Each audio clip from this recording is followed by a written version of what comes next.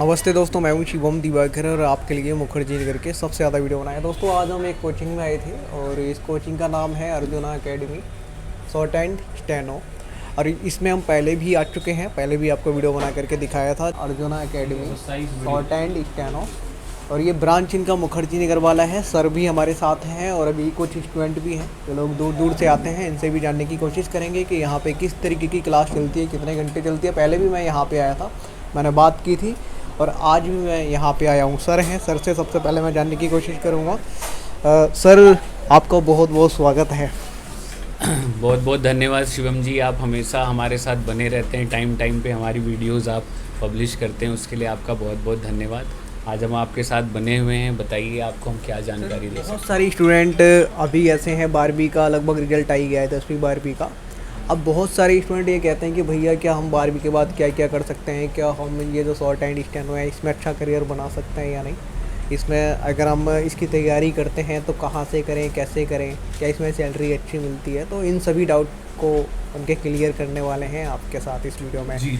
सबसे पहले सर मैं ये जानना चाहूँगा, आर्ट ली है, कॉमर्स ली है, साइंस ली है, तो क्या हम कर सकते हैं या फिर हमारी परसेंटेज थोड़ा सा कम है, हम भी कर सकते हैं या नहीं?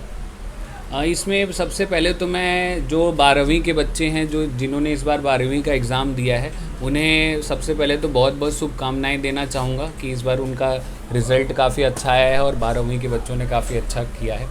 सबसे पहले तो स्टेनो में मैं दो चीज़ क्लियर कर दूँ कि इसमें स्ट्रीम और परसेंटेज, इन दोनों का कोई रिलेशन नहीं होता।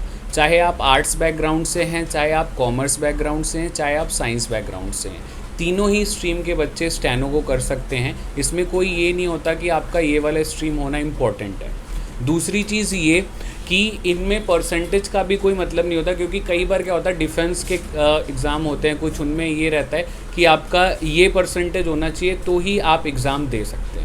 ठीक है, तो स्टेनो में ऐसा कुछ डिफेंस का भी, ये परसेंटेज का भी क्राइटेरिया नहीं होता है। इसमें क्या होता है कि आप कोई भी आपका अगर जस्ट लाइक 70% है, 50% है, 40% है या 80% है, तो परसेंटेज का भी कोई लेना देना नहीं होता। इसमें आप 10+2 आप बस क्वालिफाई होने चाहिए।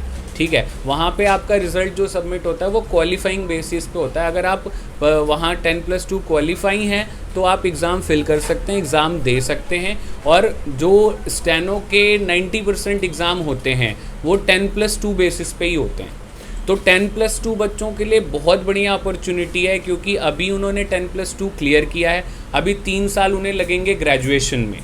तो अगर वो ग्रेजुएशन के साथ साथ स्टेनो भी करते रहें और अपना ग्रेजुएशन भी प्रोसीड करते रहें, तो उनके लिए एक अच्छा बेनिफिट होगा कि वो 3 साल के अंदर ही सरकारी नौकरी पा सकते हैं। क्योंकि कई बार क्या सोचते हैं बच्चे, पहले ग्रेजुएशन कर लेते हैं, उसके बाद कंपटीशन की तैयारी करेंगे।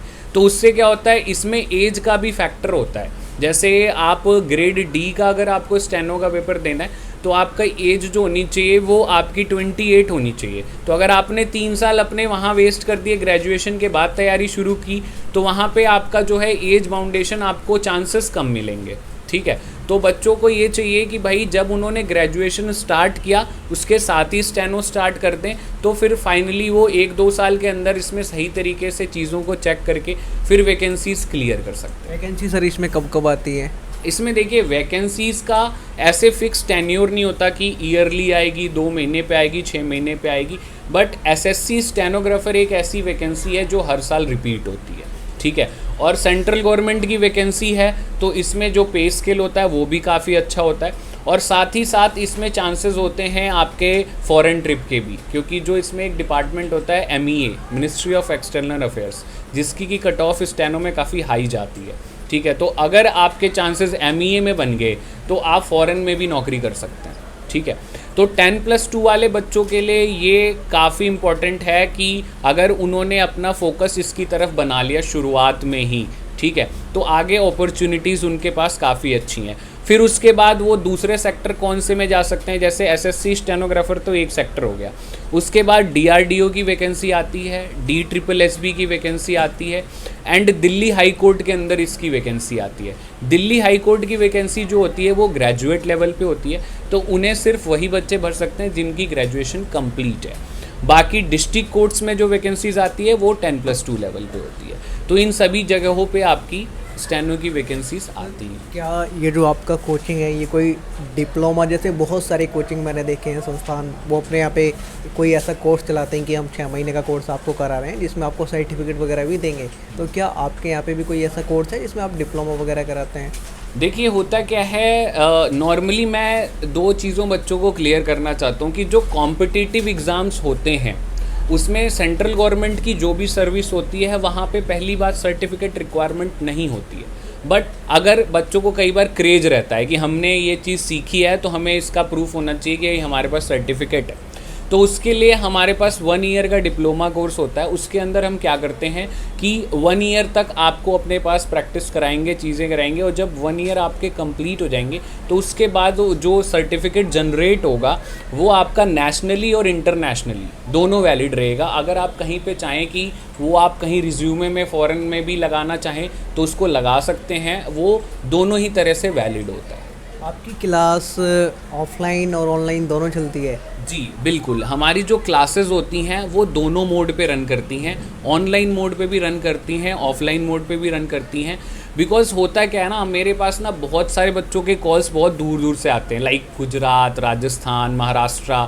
तो उनकी सबसे बड़ी कंप्लेन यही होती है, सर कि हम उतनी दूर से ट्रैवल करके आएंगे, फिर हम वहाँ रह पाएंगे नहीं रह पाएंगे। अगर आप ऑनलाइन क्लास प्रोवाइड करो तो बहुत बढ़िया है। तो उन सभी बच्चों के लिए हम इवनिंग शिफ्ट रखते हैं जिसमें कि आफ्टर 7 o'clock हम उन्हें क्लासेस प्रोवाइड करते हैं। उसमें दूसरी कैटेगरी के भी बच्चे आ जाते हैं जो कि जॉब कर रहे हैं, क्योंकि उन्हें भी लगता है कि हम वर्किंग है तो थोड़ा और एफर्ट मार लें तो थोड़ी अच्छी पे स्केल हो जाए।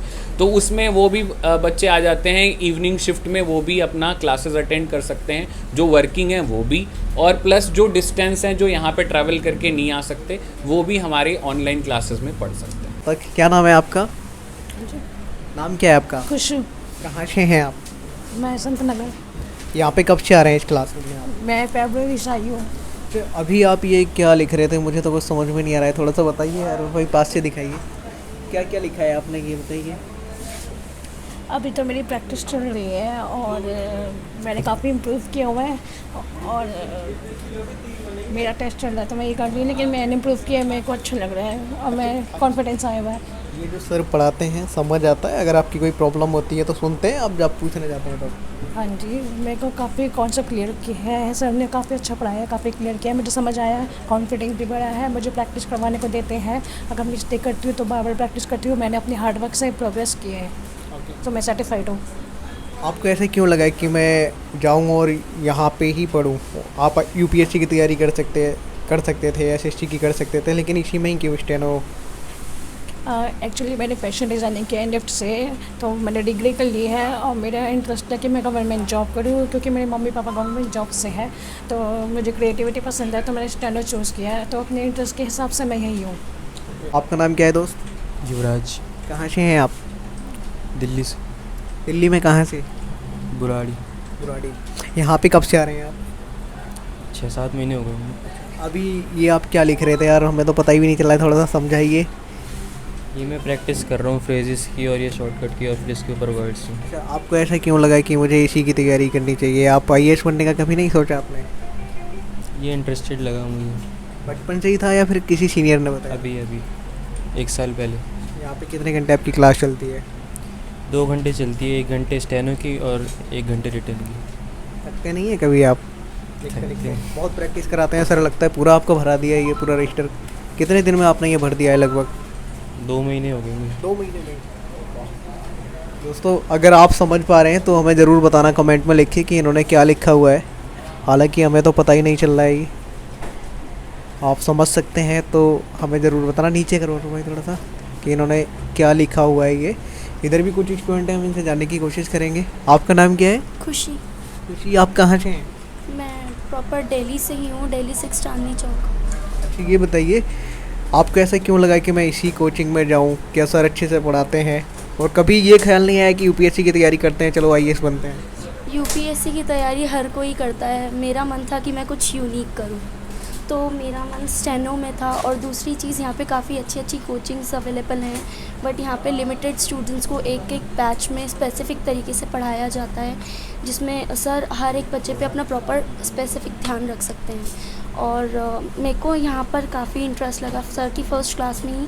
सर का एक्सप्रेशन मेरी तरफ काफ़ी अच्छा था, जिस तरीके से सर ने मुझे पढ़ाया। अभी आप कितने चैप्टर लगभग कर चुके हैं और जो आप अच्छे से सीख चुके हैं लगभग कितने? अबव 30 एक्सरसाइज मैं कंप्लीट कर चुकी हूँ। कितने टाइम में?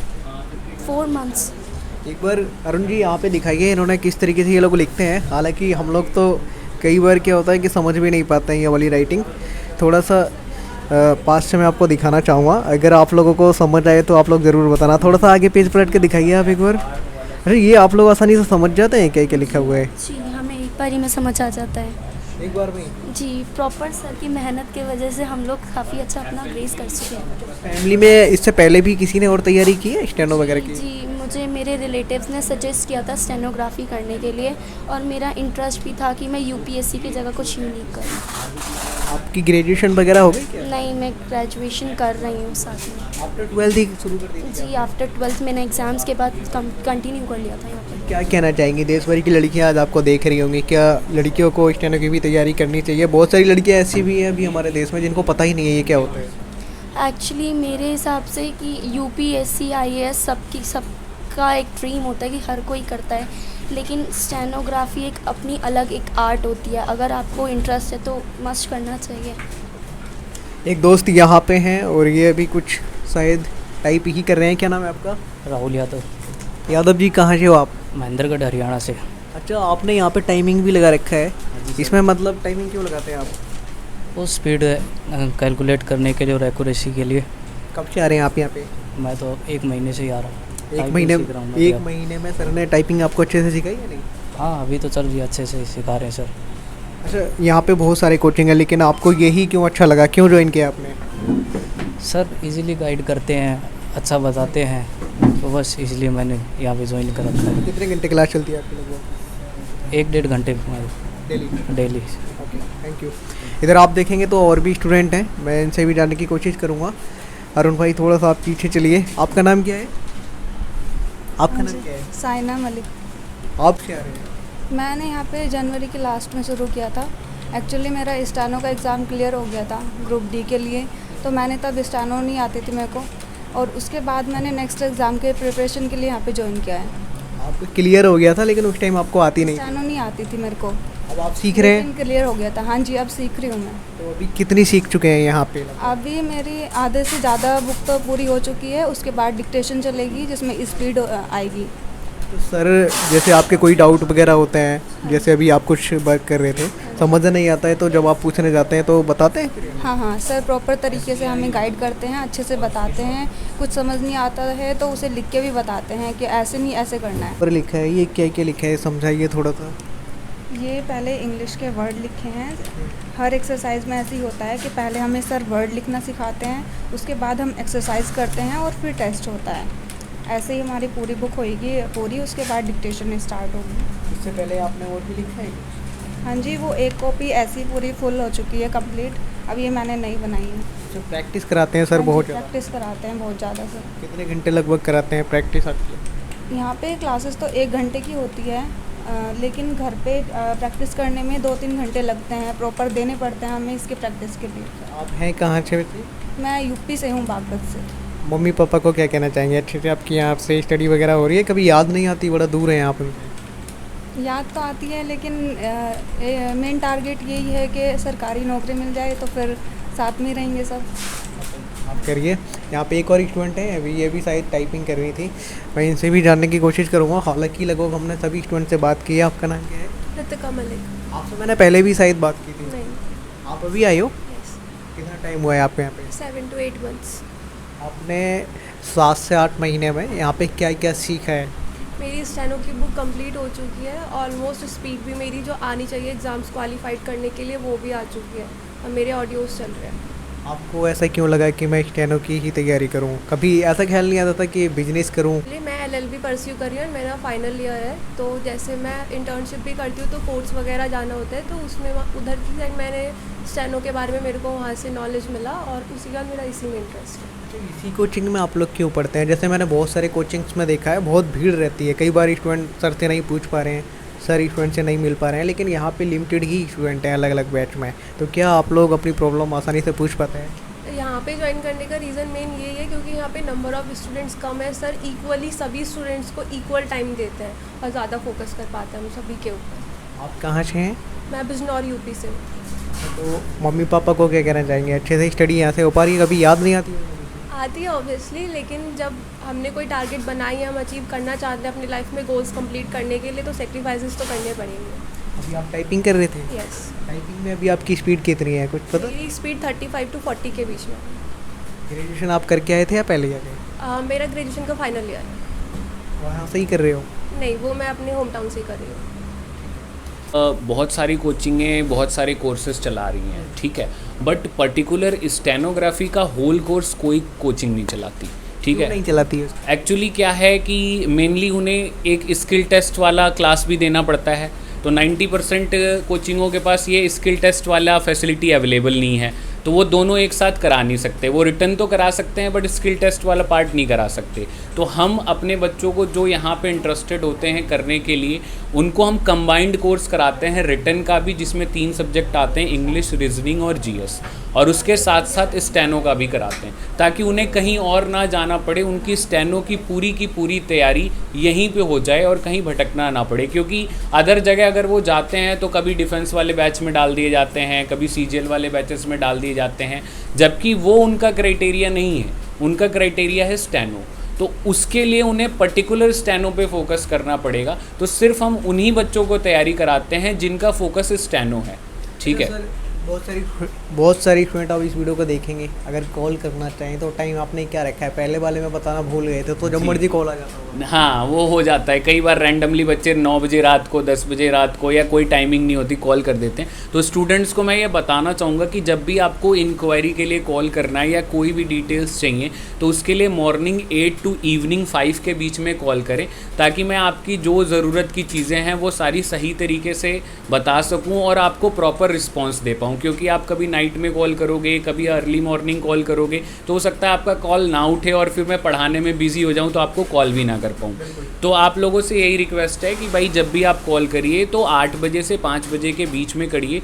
बिल्कुल मेरे से ही बात होगी आपकी डायरेक्टली, ऐसा नहीं है कि कोई थर्ड पर्सन आपसे बात करेगा, मैं ही बात करूँगा। और प्रॉपर जो भी स्टेनो के बारे में आपको जानकारी चाहिए होगी या कोर्स की नॉलेज चाहिए होगी, वो प्रॉपर हम प्रोवाइड करेंगे।